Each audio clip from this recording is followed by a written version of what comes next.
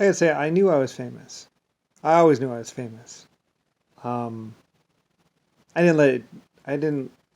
I never let it fog my mind, or I never let it get to me. But I mean, I had big ships and rowing parties and boats and airplanes, but none of that really mattered. I mean, it's just a ship. It's just a train. It's just a one town. It never really mattered. And usually it took way too much work to actually get that town going. And even then, quality of life wasn't all that great. You um, the problem of keeping rivers from being contaminated, the problem of safe drinking water. I always had the towns that were the highest up on the river because because just for safety, cleanest water, all that stuff. But I quickly got.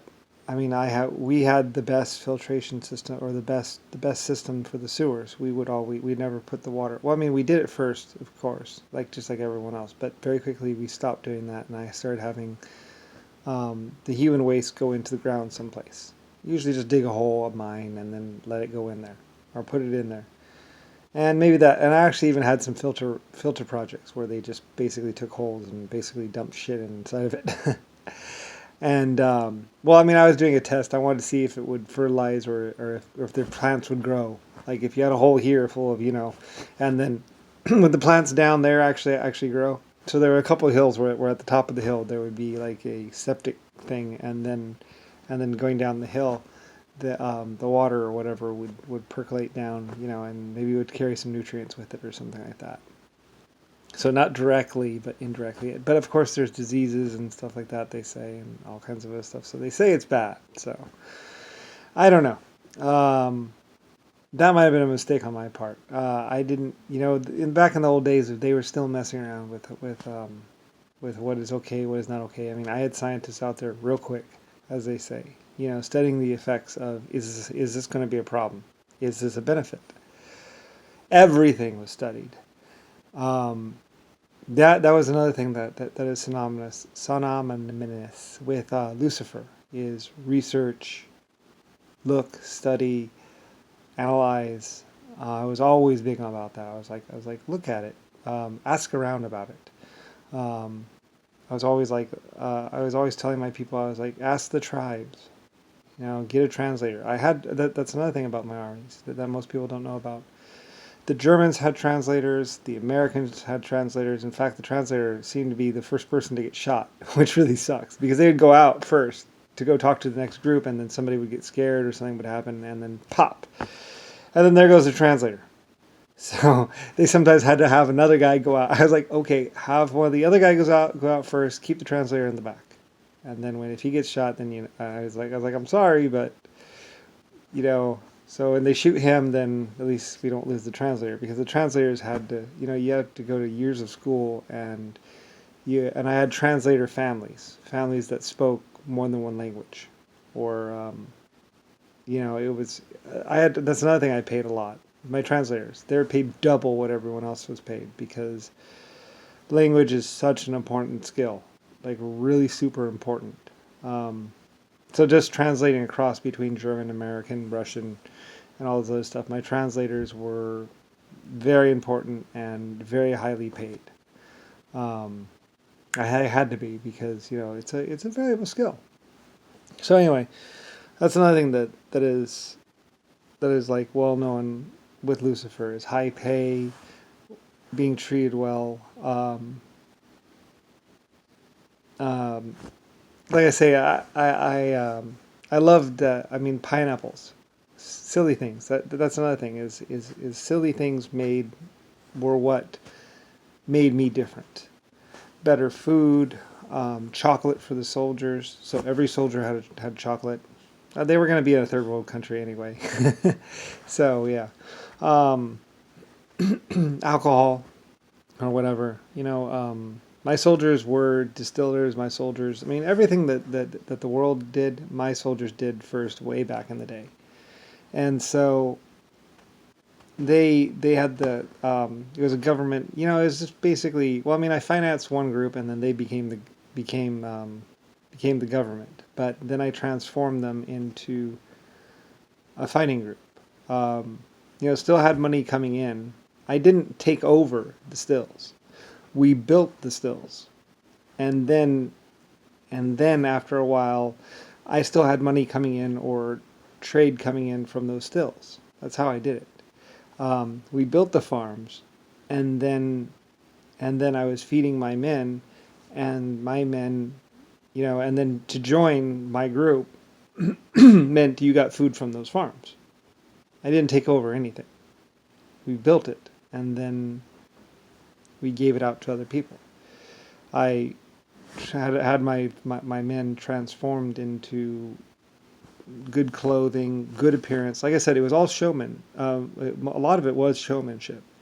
You have a nice shoulder thing, you have nice, good, clean clothes, and then that makes you look presentable, makes you look like someone that other people want to join. And so that's something I always knew.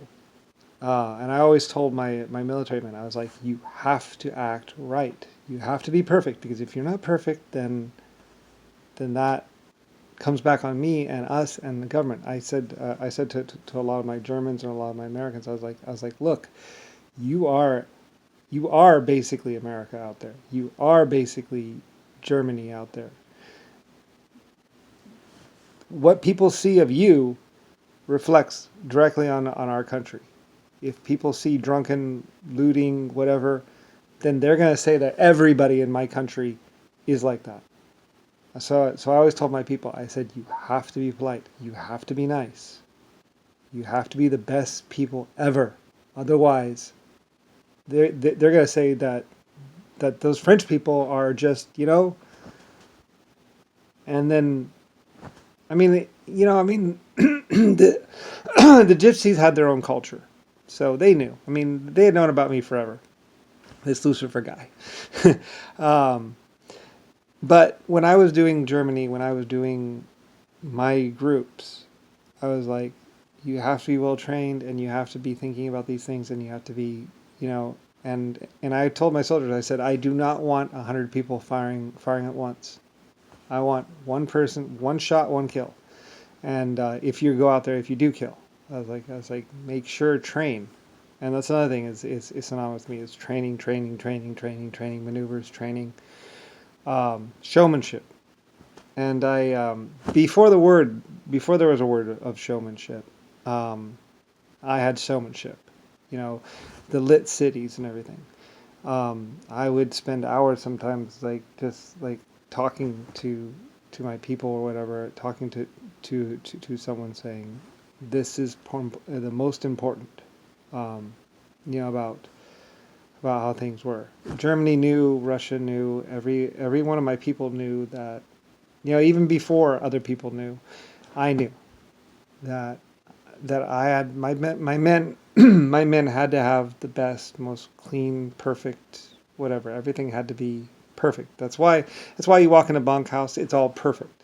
Perfectly made beds, perfectly made everything, because what they saw of that military base was, and I would say this to my men in Vietnam, my men everywhere, I said, what they see of that military base is how they will think of us for the rest of their lives, practically.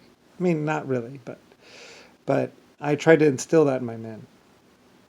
And so all these things, this is what made Germany. This is what made every single one of my militaries, was this understanding of perfection, and and just showmanship, and taking people up in the planes, letting people see the planes, taking the planes across the country and back. I did that a lot. The big ships, the gold railings. We didn't get the gold railings until it was easy. I had so much gold that I didn't know what to do with it. So I was like, make some gold, make a nice ship. To pour in gold or to pour in lead or to pour in platinum doesn't really make a difference. It's just a matter of having the metal. So, and I had these great big steam things anyway, mining like crazy, and I had metal everywhere. So, but